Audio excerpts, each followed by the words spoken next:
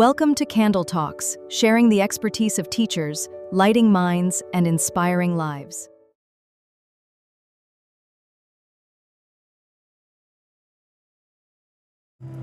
Hi everyone, ഞാൻ പാർവണ. ഞാൻ 9ാം ക്ലാസ്സിൽ പഠിക്കുന്നു.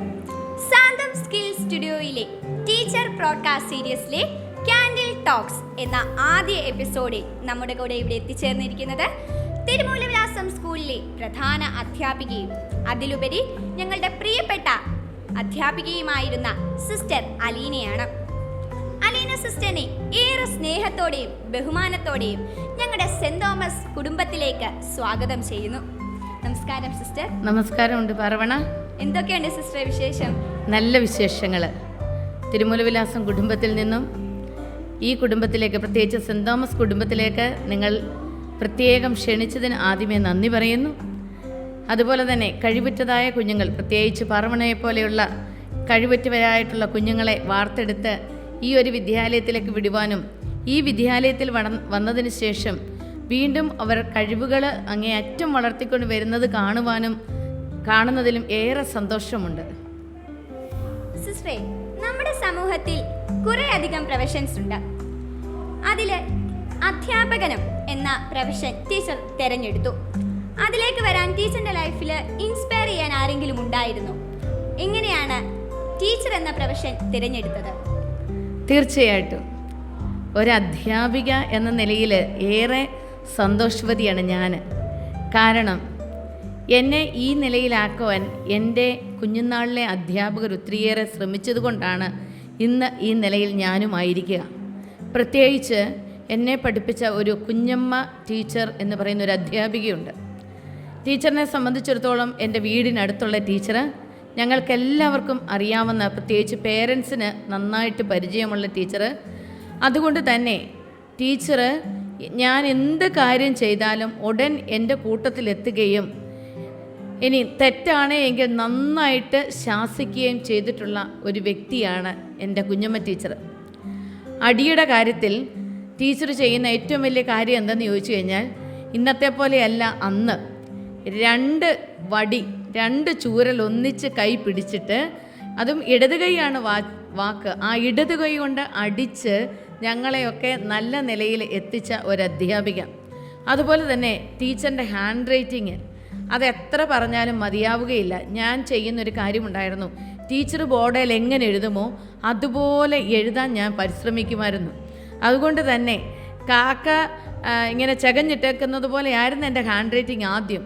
ഈ ടീച്ചറിനെ അനുകരിച്ച് ആ ടീച്ചറിൻ്റെ ഹാൻഡ് റൈറ്റിങ്ങിനോട് ഞാൻ അനുരൂപപ്പെട്ട് ടീച്ചറിൻ്റെ ഹാൻഡ് റൈറ്റിംഗ് പോലെ നല്ലൊരു ഹാൻഡ് റൈറ്റിങ്ങിൻ്റെ ഉടമയാകുവാനും പല വേദികളിലും എന്നോട് പറഞ്ഞിട്ടുണ്ട്, സിസ്റ്ററിൻ്റെ ഹാൻഡ് റൈറ്റിംഗ് നല്ലതാണ് എന്ന് പറഞ്ഞിട്ടുണ്ട്.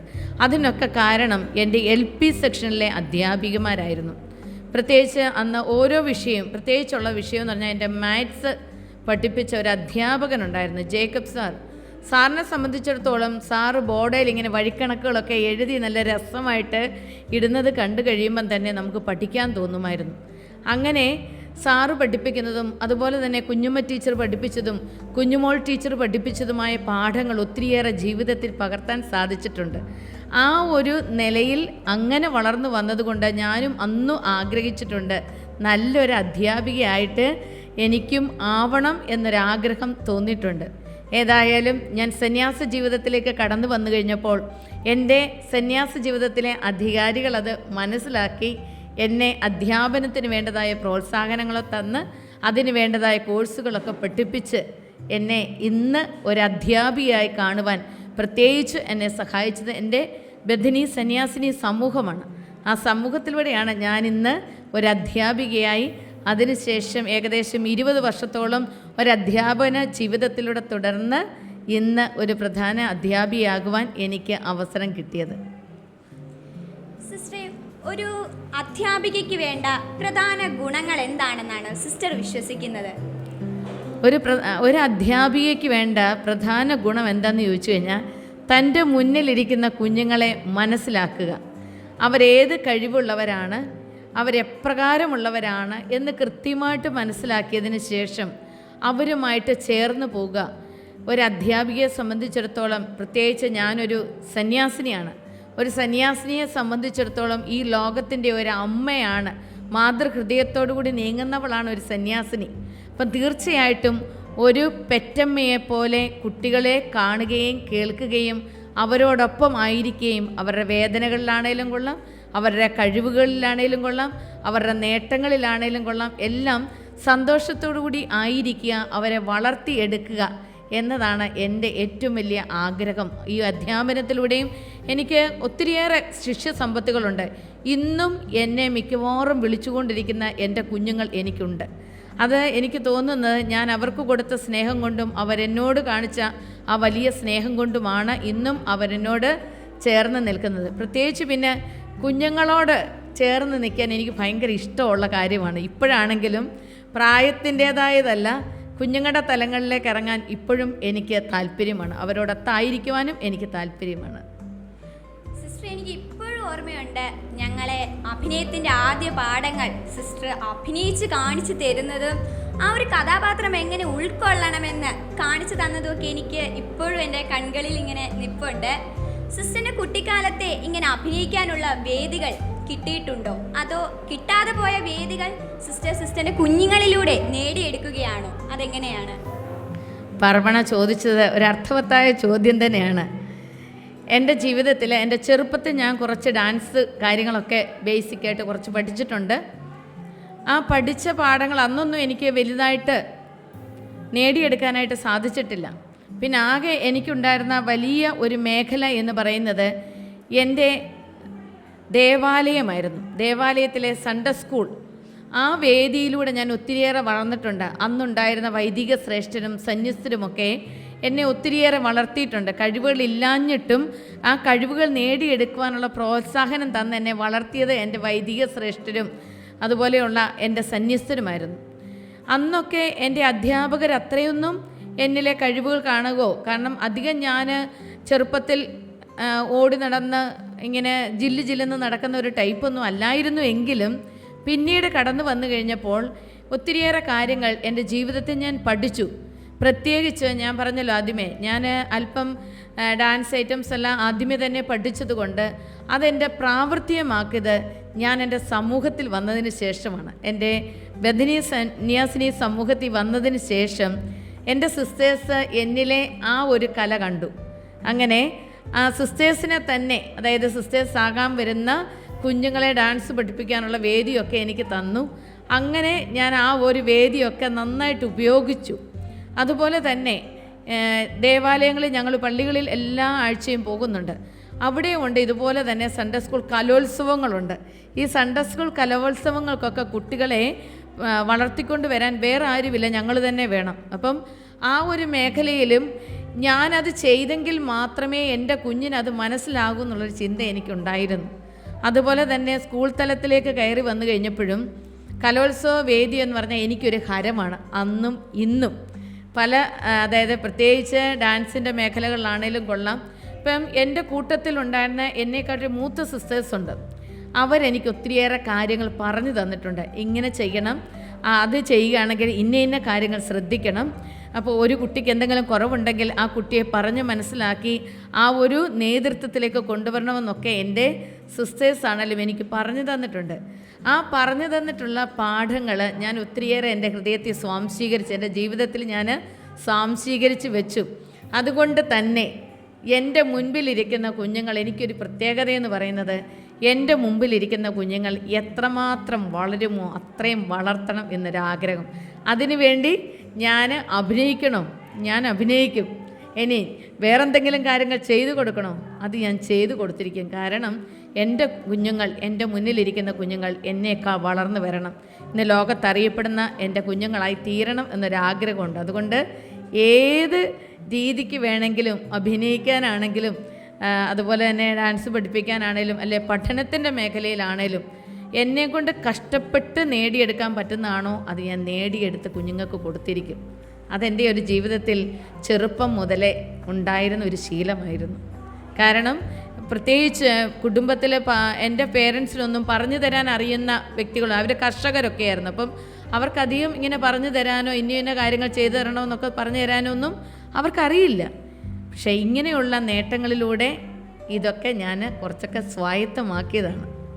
അത് ഞാൻ പറഞ്ഞല്ലോ, എൻ്റെ ബഥനി സന്യാസിനി സമൂഹവും എൻ്റെ അധ്യാപന ജീവിതവും എൻ്റെ മൂത്ത സിസ്റ്റേഴ്സ്, അതുപോലെ ഇടവകയിൽ നിന്ന് ലഭിച്ച ആ വലിയ നേട്ടങ്ങൾ, അതുപോലെ തന്നെ എന്നോടൊപ്പം ഉണ്ടായിരുന്ന ടീച്ചേഴ്സ്, അവരെ എനിക്ക് വിസ്മരിക്കാൻ പറ്റത്തില്ല.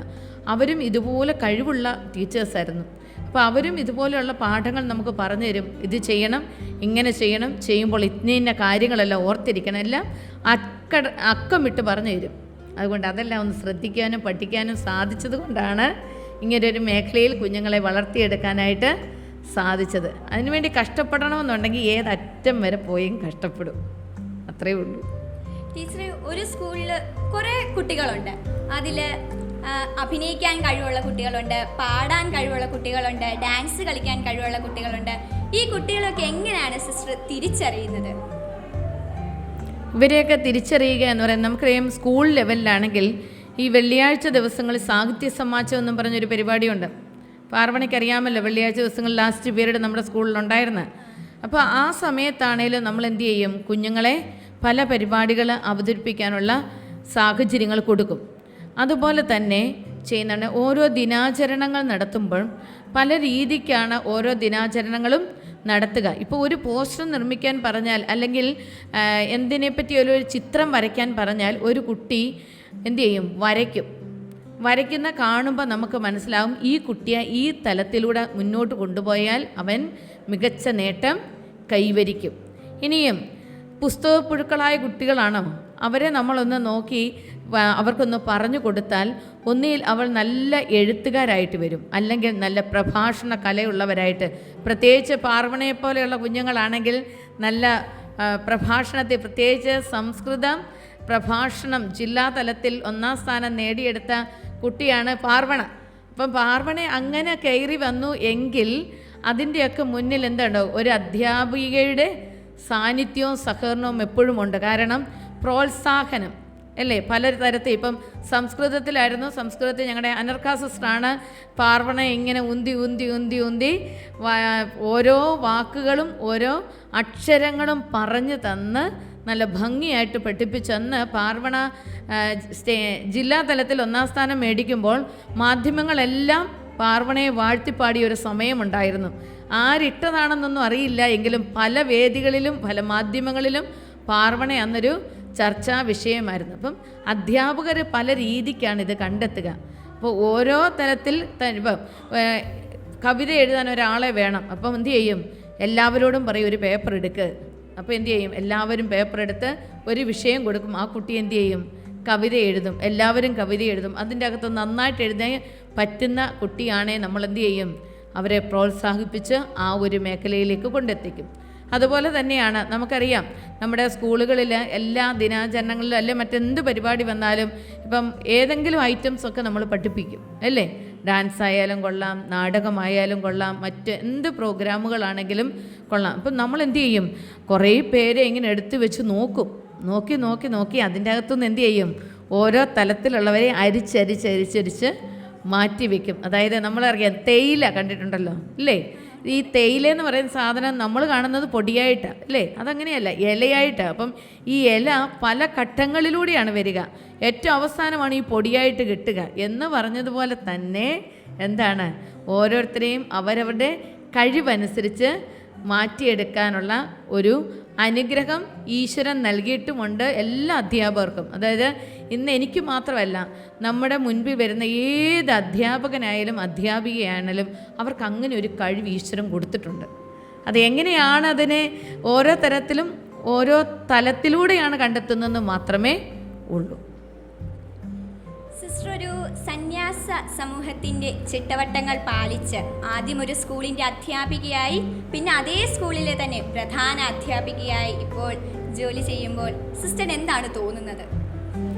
എനിക്ക് സത്യം പറഞ്ഞു കഴിഞ്ഞാൽ സന്തോഷം തോന്നുന്നു. കാരണം ഞാൻ പറഞ്ഞല്ലോ, ഒരു അധ്യാപികയാകാൻ ആഗ്രഹിച്ച ഒരു വ്യക്തിയാണ് ഞാൻ. കാരണം പലരും പഠിപ്പിക്കുന്നത് കണ്ട് മനസ്സിലാക്കി അവരുടെ അധ്യാപനത്തെ ഞാൻ ഏറെ സ്വാംശീകരിച്ചിട്ടുള്ള ഒരു വ്യക്തി കൂടി ആയതുകൊണ്ട് എൻ്റെ ബഥനി സന്യാസിനി സമൂഹമെന്ന് പറയുന്നത് ഞങ്ങളുടെ ഓരോരുത്തരുടെയും കഴിവുകളെ കണ്ടെത്തി പ്രോത്സാഹിപ്പിക്കുന്ന ഒരു മേഖലയാണ് അതിലൂടെ ലഭിക്കുക. ഇപ്പം എൻ്റെ ബാച്ച്, ഞങ്ങൾക്ക് ഓരോ വർഷങ്ങളിൽ വരുന്ന ഒരു ബാച്ചുകാരെ സിസ്റ്റേഴ്സുണ്ട്. ഇപ്പം അവരെ സംബന്ധിച്ചിടത്തോളം നോക്കുകയാണെങ്കിൽ എൻ്റെ ബാച്ച് ഡോക്ടേഴ്സായിട്ടുള്ള സിസ്റ്റേഴ്സുണ്ട്, നേഴ്സുമാരുണ്ട്, അതുപോലെ തന്നെ ടീച്ചേഴ്സായിട്ടുള്ളവരുണ്ട്, സോഷ്യൽ വർക്ക് ചെയ്യുന്നവരുണ്ട്. എല്ലാ മേഖലകളിലും എന്ത് ചെയ്യുന്നുണ്ട്, വളർന്നു വന്ന സിസ്റ്റേഴ്സ് എൻ്റെ ബാച്ചിൽ 8 പേരടങ്ങുന്ന എൻ്റെ ബാച്ചിലുണ്ട്. അപ്പം ഞാൻ എപ്പോഴും ചിന്തിക്കുന്ന ഒരു കാര്യമുണ്ട്, ഇതിലൊക്കെ എനിക്ക് നേടിയെടുക്കാൻ സാധിക്കുന്നത് എൻ്റെ ബദനി സന്യാസിനി സമൂഹത്തിലെ എൻ്റെ സിസ്റ്റേഴ്സിൻ്റെ ഒരു വലിയ ഹെൽപ്പ്, ഒരു പ്രോത്സാഹനം. ഇപ്പോൾ എന്തിനേലും ഇറങ്ങിത്തിരിച്ചാൽ ഞങ്ങൾ പ്രാർത്ഥിക്കുന്നുണ്ട് കേട്ടോ, ഞങ്ങൾ കൂടെയുണ്ട്. ഇപ്പം ഇന്നലെ എൻ്റെ സന്യാസിനി സമൂഹത്തിലെ എൻ്റെ മഠത്തിലെ ഒരു സിസ്റ്ററിൻ്റെ 97ാം ബർത്ത്ഡേ ആഘോഷിച്ചു. ഇന്നലെ ഞങ്ങൾ 97 വയസ്സുണ്ട്. അപ്പം സിസ്റ്ററിനെ സംബന്ധിച്ചിടത്തോളം സിസ്റ്റർ എപ്പോഴും ചാപ്പലിലായിരിക്കുന്ന വ്യക്തിയാണ്. അപ്പോൾ എന്ത് കാര്യം പറയുമ്പോഴാണേലും കൊള്ളാം, ചെയ്യാൻ പോരുമ്പോഴും ഞാൻ സിസ്റ്ററിനോട് പറയും, സിസ്റ്ററെ പ്രാർത്ഥിച്ചോണം കേട്ടോ എന്ന് പറയും.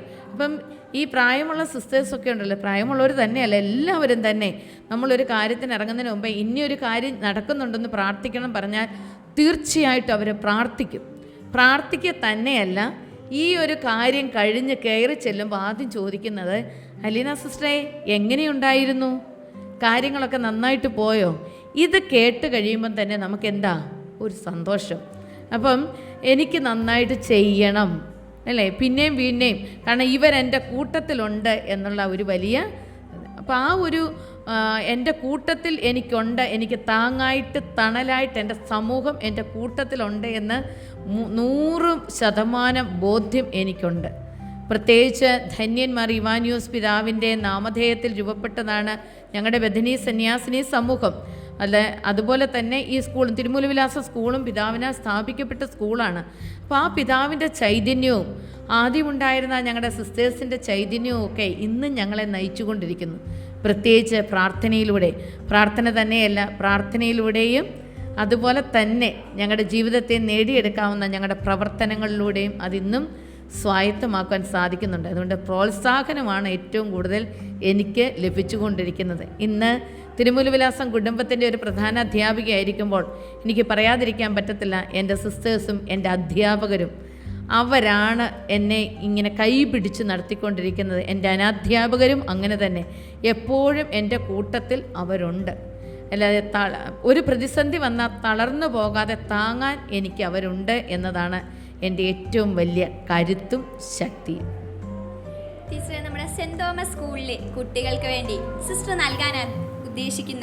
പറയാൻ ഉദ്ദേശിക്കുന്ന ഒരു സന്ദേശം എന്താണ്?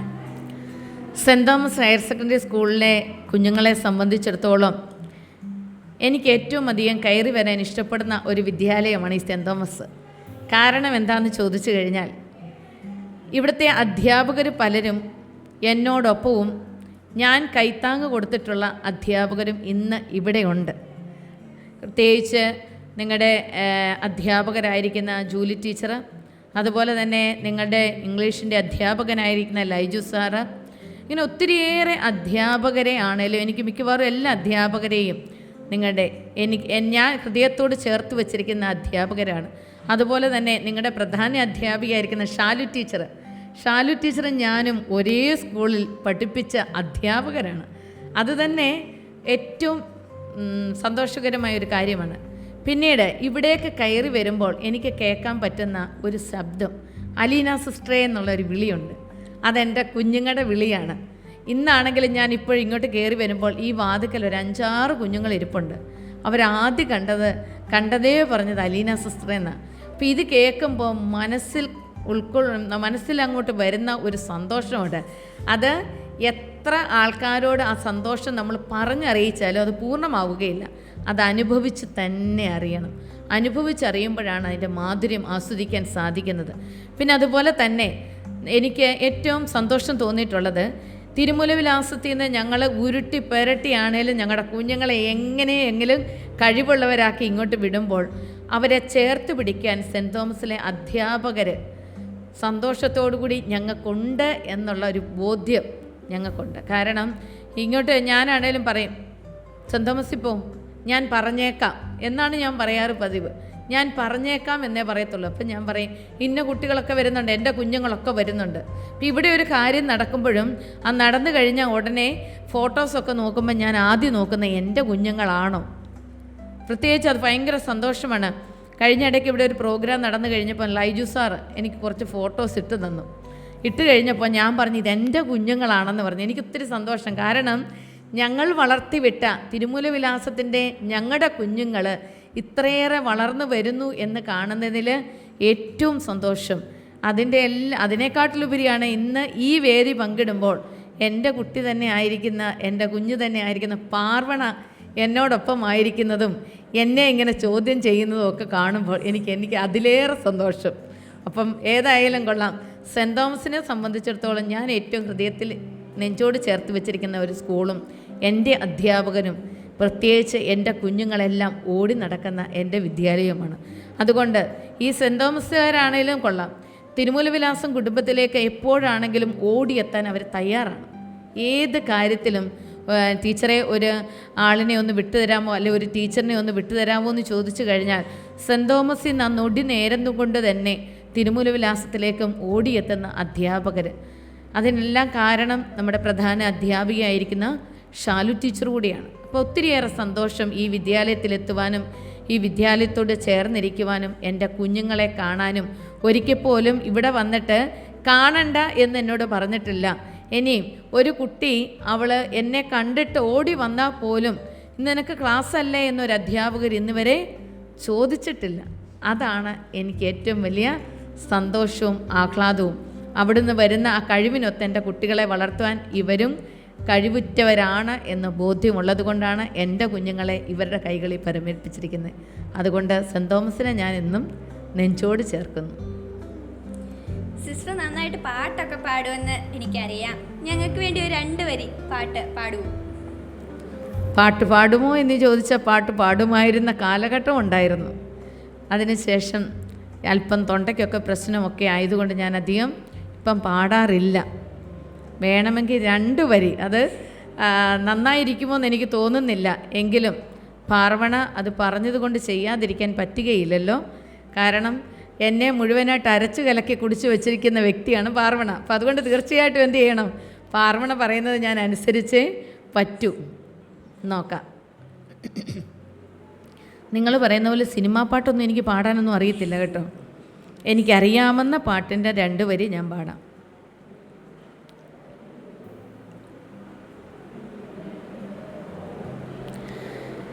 തിരുനാമകീർത്തനം പാടുവാനല്ലെങ്കിൽ നാവെനിക്കെന്തിനു നാഥാ, അപദാനമെപ്പോഴും ആലപിച്ചില്ലെങ്കിൽ അധരങ്ങളെന്തിനു നാഥാ, ഈ ജീവിതം എന്തിനു നാഥാ. അതെ, എൻ്റെ ജീവിതം ഈശോയ്ക്ക് വേണ്ടിയുള്ള ജീവിതമാണ്. അതുകൊണ്ട് എൻ്റെ നാവ്, എൻ്റെ അധരം അവൻ്റെ നാമം പറയുവാൻ, പാടുവാൻ, പ്രത്യേകിച്ച് എൻ്റെ കുഞ്ഞുങ്ങൾക്ക് വേണ്ടി എപ്പോഴും പ്രാർത്ഥിക്കുവാൻ ഉള്ള ഒരു അധരവും എൻ്റെ ജീവിതവുമാണ്. അതുകൊണ്ട് തീർച്ചയായിട്ടും നിങ്ങളെല്ലാം ഞങ്ങളുടെ പ്രാർത്ഥനകളിൽ ഉണ്ടായിരിക്കും. ഞാൻ പറയാൻ വിട്ടുപോയ ഒരു കാര്യം കൂടിയുണ്ട്. മുമ്പേ ചോദിച്ചൊരു ചോദ്യമുണ്ട്, ഈ അധ്യാപന ജീവിതം എന്തുകൊണ്ട് ഇഷ്ടപ്പെടുന്നു എന്നുള്ളത്. ഞാൻ എല്ലാ ദിവസവും എൻ്റെ മുൻപിലിരിക്കുന്ന എൻ്റെ കുഞ്ഞുങ്ങൾക്ക് വേണ്ടി എല്ലാ ദിവസവും പ്രാർത്ഥിച്ചിരിക്കും. അതെൻ്റെ ഒരു നിഷ്ഠയാണ്. കാരണം എൻ്റെ കുഞ്ഞുങ്ങളെന്ന് പറയുന്നത് അതെൻ്റേതാണ്, മറ്റാർക്കും വിട്ടുകൊടുക്കാൻ. അത് എനിക്ക് തന്നെ പാർവണയ്ക്കൊക്കെ മനസ്സിലായി കാണുമെന്ന് എനിക്ക് തോന്നി. പലപ്പോഴും ക്ലാസ്സുകളിലൊക്കെ ആണെങ്കിലും എൻ്റെ ക്ലാസ്സിലെ കുഞ്ഞുങ്ങൾ സാധാരണ മിക്കവാറും എല്ലാവരും എല്ലാ കാര്യങ്ങളും ചെയ്യാൻ എപ്പോഴും എന്ത് ചെയ്യും, മുന്നോട്ട് വന്നുകൊണ്ടേയിരിക്കും. അപ്പം ഞാൻ എപ്പോഴും പറയും എൻ്റെ കുഞ്ഞുങ്ങളെന്ന് ശാഠ്യം പിടിക്കുന്ന വ്യക്തി കൂടിയാണ്. അപ്പം അതുകൊണ്ട് എല്ലാ ദിവസവും എൻ്റെ കുഞ്ഞുങ്ങൾക്ക് വേണ്ടി ഈ നാവുകൊണ്ട് ഞാൻ പ്രാർത്ഥിച്ചിരിക്കും. എൻ്റെ ഹൃദയം ഉയർത്തി എൻ്റെ കുഞ്ഞുങ്ങളെയും എൻ്റെ കുഞ്ഞുങ്ങളുടെ കുടുംബത്തെയും, പ്രത്യേകിച്ച് ഇപ്പോൾ തിരുമൂല വിലാസത്തിൻ്റെ പ്രധാന അധ്യാപികയായിരിക്കുന്നത് കൊണ്ട് അവിടെ പഠിക്കുന്ന ഓരോ കുട്ടിയെയും ആ കുട്ടിയുടെ കുടുംബത്തെയും തീർച്ചയായിട്ടും ഞാൻ സമർപ്പിച്ച് പ്രാർത്ഥിച്ചിരിക്കും. അതാണ് എൻ്റെ അധ്യാപന ജീവിതത്തിലെ ഏറ്റവും വലിയ ഒരു കരുത്തും ബലവും. നമ്മുടെ സെൻറ് തോമസ് സ്റ്റുഡിയോയുടെ ആദ്യ എപ്പിസോഡായ ക്യാൻഡിൽ ടോക്സ് എന്ന ആദ്യ എപ്പിസോഡിൽ നമ്മുടെ കൂടെ ഇവിടെ ഉണ്ടായിരുന്നത് തിരുമൂലവിലാസത്തിലെ പ്രധാന അധ്യാപികയായ അലീന സിസ്റ്ററാണ്. അലീന സിസ്റ്റർ ഏറ്റവും പേഴ്സണലായിട്ടും നല്ല ഓപ്പണായിട്ടും നമ്മൾ ചോദിച്ച ചോദ്യങ്ങൾക്കെല്ലാം മറുപടി പറയുകയും നമുക്ക് നല്ല അതിമനോഹരമായ പാട്ട് പാടി തരുകയും എല്ലാം ചെയ്തു. അതിനെല്ലാം ഞങ്ങളുടെ ഈ സ്റ്റുഡിയോയുടെ പേരിലും സ്കൂളിൻ്റെ പേരിലും ഷാലി ടീച്ചറിൻ്റെ പേരിലും ഹൃദയം നിറഞ്ഞ നന്ദി അറിയിക്കുന്നു. അടുത്ത എപ്പിസോഡിൽ അടുത്ത ടോക്കുമായിട്ട് ഞങ്ങൾ വരുന്നതാണ്. എല്ലാവർക്കും ചാച്ച.